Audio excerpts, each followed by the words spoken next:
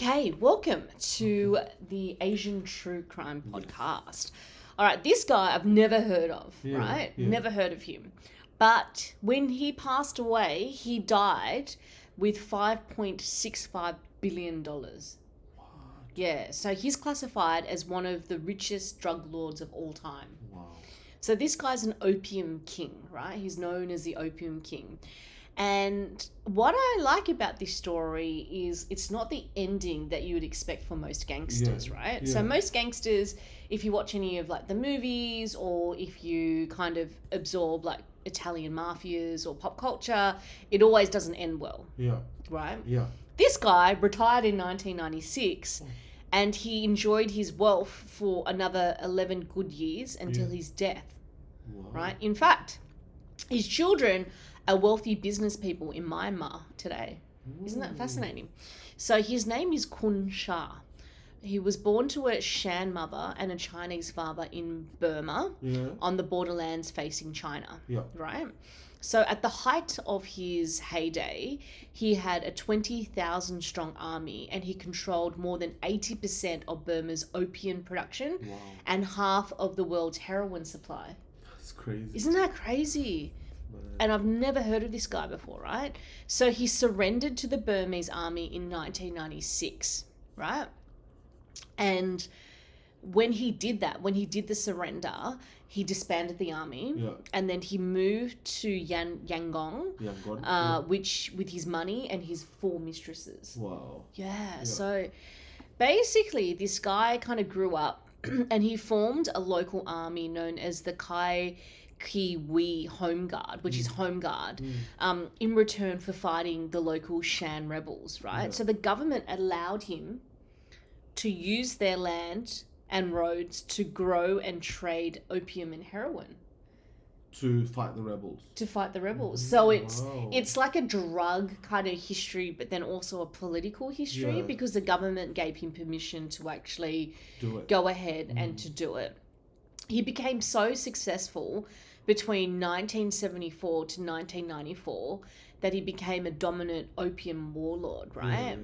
And then the DEA assessed his drugs to be so pure and quote unquote the best in the business. Wow. So it's like the pure, the good stuff, right? Yeah. That was kind of his market segmentation of like being able to differentiate himself from the rest, right? Really pure quality goods. Okay, his downfall came not from a government as much, but his downfall came because there were new trade routes that ran from Yuan to ports in southeastern China, and also more like drug routes came up in India, Laos, and Cambodia. So after he kind of retired, he was into commercial real estate, and he had a foot in construction, and he ran ruby mines. Wow. I know, this is like such a bizarre story. Wow, that's so amazing. Where he just like... Turn it around. But apparently he was a really good negotiator as well. So he became the diplomat for where he was to the Burmese and also to the Thai as well, because he ran that Golden Triangle. Yeah, you know how like the Golden Triangle became infamous with like heroin operations. But isn't it funny that like in our age we've never heard of this guy? Like we've heard of El Chapo. Who's somebody needs to make a TV series out of this. Isn't it amazing? It'll just be more than just a drug lord series. No, it's like so. It's actually quite a story where it's like, you know, he's kind of used his business know-how to build up this credibility and influence among, you know, to create a strong army and then to actually and organize the trade. Or even how to broker a deal with the government to allow him to do it. Multiple governments, right? To broker the deals. To also broker the deals with like the different governments to do it. And how he's, how he come about switching to illegal businesses, like, that's really cool. Yeah, and then like he negotiated the deal where it's like, it's not like the government, so you got to go to prison. It's like, no, I'm going to take my 4 mistresses and I'm just going to take all my money and I'm going to move. 5.6 billion. Yeah, my money. And then now, he's got 8 children that were all educated abroad. So you know how with wealthy Asians, they like to educate them. Well, I think it's a thing where it's like if you're probably safer to be. You're privately educated elsewhere. So how did your parents get your money? Opium. The flower trade. The Golden Triangle. It's like, they're fertile. They specialize in gardening supplies. Yeah. So his favorite son runs casinos, hotels, and his daughter is a well-established businesswoman. Okay, wow. Isn't that amazing? I wonder who. Yeah, in Myanmar. So. Oh, in Myanmar. Okay. Yeah. Well, is it Burma or Myanmar now? I don't even know. It is. It would be Myanmar now. I've known it as Burma. Yes. But that's Myanmar because I'm sure it's Myanmar. Yeah. Okay. Yeah. So that is his story. I feel like it's something to look into. Like I almost want to read a novel about him to see how he did it. But when I came across that, I'm like, wow, it's so fascinating because he actually took his profits and he lived a pretty good life up until his death. Yeah. And how then old did he die? I wonder. He legitimized himself. So Khun Sa, this is the guy, and like if you look at his photo, drug lord. It just says the job is drug lord. In Wikipedia. But I know when you look at his face, do you not... He died at 73, okay. When you look at his face, do you not think just like, oh, he's kind of looks like an uncle? Yeah. Yeah. Own a factory somewhere. Yeah, that's right. A few factories.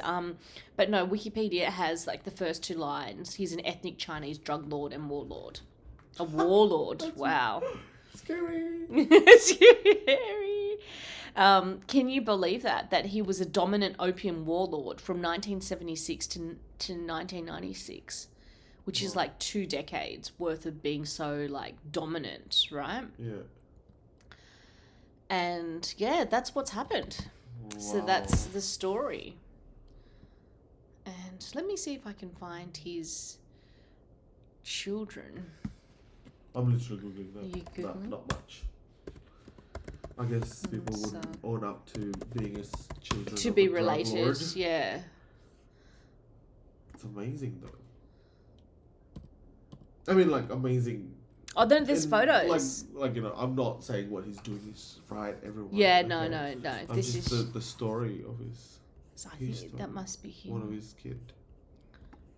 That would be like his daughter. From mistress number 1. Yeah, the mistresses. Yeah. 4 mistresses. So that means 5. 1 wife, 4 mistresses.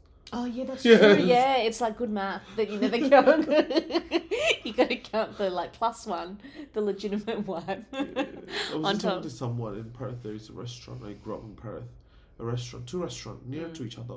Chinese restaurant. Yeah. One is owned by the first wife. One owned by the second wife. Yeah, right. Same food, same menu. No. Well, both is like southern, like Cantonese cuisine kind of food. Yeah. But and then what's with the husband still with the second wife? That I forgot. Oh. It's been too long ago. Yeah, because that's like the infamous restaurant where it was divided. The husband and wife split, and they pretty much ripped each other off. Yeah. Do you know which one I'm talking about? No. Oh. I'll do it. Hey? Oh, yeah. But yes, it was funny because Indy was the one to tell me about it. Oh, yeah. Oh, yeah. Oh, no, I know which one. Yeah. We should make that into a different segment one day. And not get sued. We'll talk about it and put a bunch of aliases. Aliases, yeah. All right, well, thank you for listening. You.